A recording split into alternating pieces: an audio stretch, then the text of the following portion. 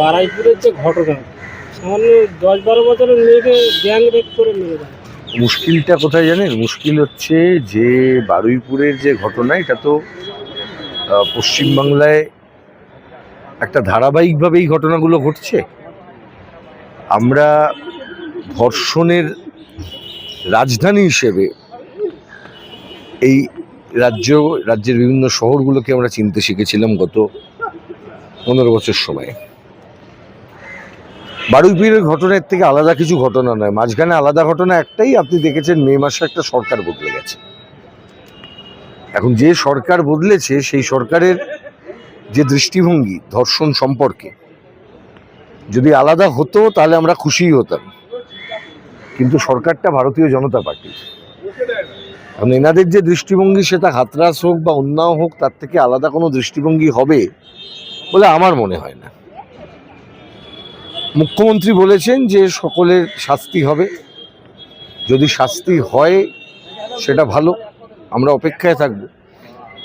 কিন্তু তৎসত্ত্বেও যে বিষয়গুলো আমাদেরকে ভাবাচ্ছে, 1 নম্বর, একটি মেয়ের ধর্ষণ এবং হত্যা, পরবর্তী সময়ে একজন আসামি সেই ঘটনার তাকে পিটিয়ে মেরে দেওয়া, 3 ওরই আশেপাশে আবার আরেকটা হত্যা আজকে গতকাল।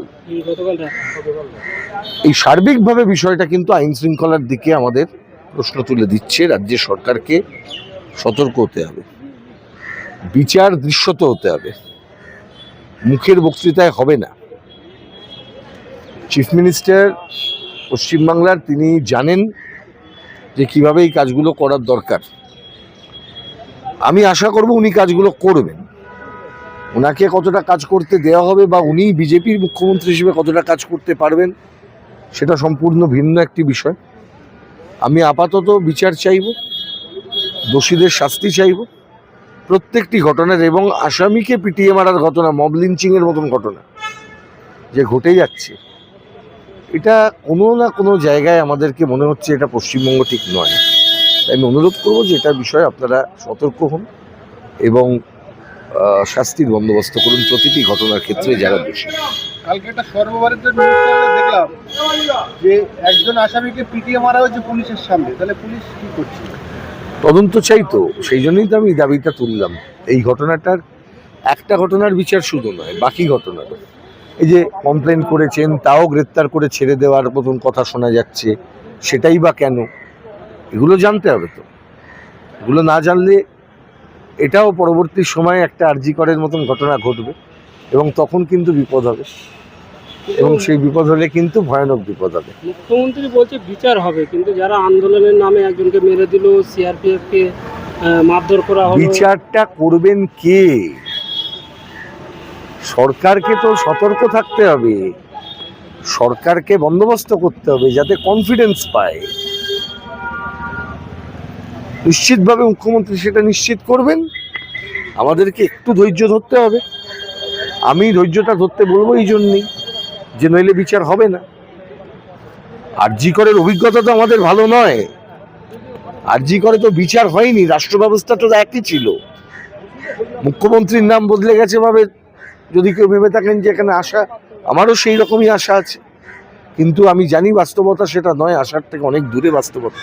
কিন্তু মমতা বন্দ্যোপাধ্যায় এই নিয়ে মিছিল করছে বড়। ওর কথা বাদ দাও, ওনার কি অধিকার আছে মিছিল করার? যিনি ধর্ষণের ঘটনা করলে, ছোট ঘটনা, পেটি কেস, শরীর থাকলে একটু আধটু ধর্ষণ হয়, ধর্ষিতার মূল্য এত টাকা, মহিলা মুখ্যমন্ত্রী পশ্চিমবাংলায় যে সমস্ত এক্সাম্পল সেট করে দিয়ে গেছেন, ওর কোনো নৈতিক অধিকার নেই। আর যার যা থাকুক না কেন, উনি আবার এসব সমালোচনা করবার অধিকার ওকে কে দিয়েছে? প্রাক্তন মুখ্যমন্ত্রী 2011 সালের আগে রেজওয়ান কাণ্ডে সহ বিভিন্ন কাণ্ডে উনি 15 বছর যখন ক্ষমতায় ছিলেন এসব ভুলে গেছিলেন।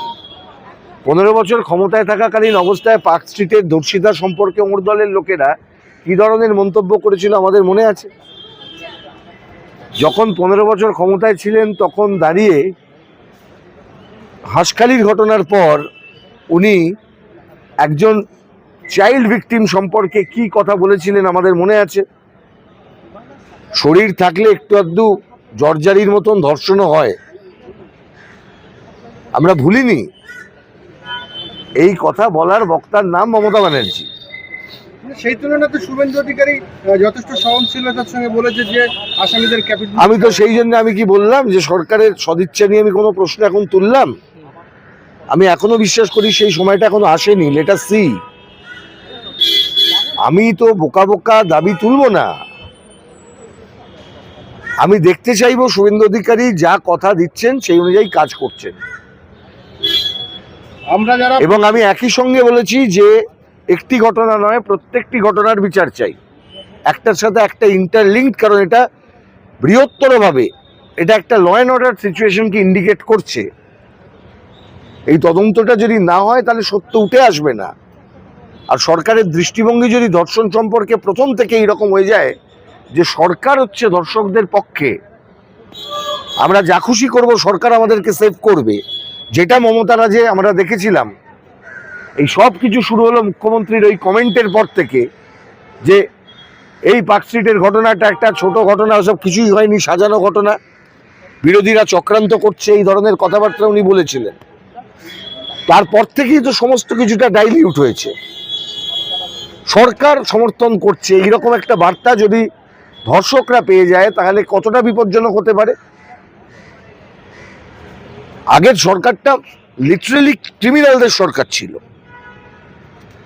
Let us hope for the best. আমি এর থেকে বেশি আর কি বলবো এখন। এই যে আন্দোলন আমি তো রাজনৈতিকভাবে আবার বলছি, বিজেপি শুভেন্দু অধিকারী যত কথাই বলুন না কেন, ভারতীয় জনতা পার্টির সরকারের পক্ষে ধর্ষকদের বিরুদ্ধে রাজনৈতিকভাবে ব্যবস্থা নেওয়া সম্ভব নয়। কারণ বিজেপি গভর্নমেন্ট হচ্ছে হাতরাস উন্নাবের গভর্নমেন্ট। মহিলা সম্পর্কে আরএসএস বিজেপির দৃষ্টিভঙ্গি থেকে এরা বের করতে পারবেন না। যদি করতে পারেন ভালো, যদি শুভেন্দু অধিকারী যা বলছেন সেটা যদি সত্যি হয় আমি ওয়েলকাম করব। আমি বললাম তার রাজনৈতিক বাধ্যবাধকতা বিজেপির থাকবে। মুখ্যমন্ত্রী আরো কথা বলছে যে আমরা তো বলেছি শাস্তি দেবো, কিন্তু আন্দোলন করে যারা না, ওটা আবার তো ভুল কথা। যারা ঘরে ঢুকে আমি তো ওই প্রশ্নটা আপনি বলুন, মুখ্যমন্ত্রীর কমেন্টটা নিয়ে প্রশ্নটা করুন, আমি বলছি। তারপর আমি ঘটনাগুলো নিয়ে বললাম। মুখ্যমন্ত্রী বলছে যারা ভোটে হেরে ঘরে ঢুকে গিয়েছিল তারা এখন আন্দোলনের নামে। দেখুন, এটা বিজেপির আর একটা ঘোষিত নীতি হচ্ছে আন্দোলনকে দমন করো। গুন্ডা আইন, আগের বারের বিএনএস এর অ্যামেন্ডমেন্ট এবং গণতান্ত্রিক আন্দোলনকে সম্পূর্ণভাবে দমন করার জন্য বিজেপি চেষ্টা করবে, এটাই স্বাভাবিক। আমরা ভীমা কোরেগাঁও দেখেছি, আমরা বিভিন্ন জায়গায় সমাজকর্মীদের উপর বিজেপি সরকারের আক্রমণ দেখেছি, ষড়যন্ত্র মামলা দেখেছি। বিক্ষোভের ঘটনা থেকে বিরাট ষড়যন্ত্র মামলা করেছে ভীমা কোরেগাঁও। সেখানে আইনজীবী থেকে শুরু করে অধ্যাপক থেকে শুরু করে, কোনো অধ্যাপক এখানে ল্যাপটপের মধ্যে কোনো চিঠি কাকে পাঠিয়েছেন সেটা থেকে শুরু করে, আর যে নতুন আইন আনবার চেষ্টা করছেন সেটা তো এই সম্ভাবনার ভিত্তিতে করছেন যে আমার মনে হয় তুমি খুব বিপজ্জনক লোক, আমি আটকে রাখলাম তোমার 1 বছর বিনা বিচারে, শুধু মনে হওয়ার ভিত্তিতে। এই আইন কোথায় দেখেছেন আপনারা? ইউএপিএতে দেখেন। এই আইন টাডায় দেওয়া হয়েছিল, টাডায় স্ট্রাক ডাউন করেছিল সুপ্রিম কোর্ট। পরবর্তী সময়ে বাজপেয়ী যখন প্রধানমন্ত্রী ছিলেন তখন পোটা বানিয়েছিল, সেখানেও Supreme Court preventive detention struck down করে দিয়েছিল। আর যেটা ভুলে গেলে চলবে না যে এই প্রিভেন্টিভ ডিটেনশনের আইন তারা যখন নিয়ে আসেন তারা ভাবনা চিন্তা করে নিয়ে আসেন যাতে ওদের রাজনৈতিক যে দৃষ্টিভঙ্গি সেটা প্রতিষ্ঠিত হয়।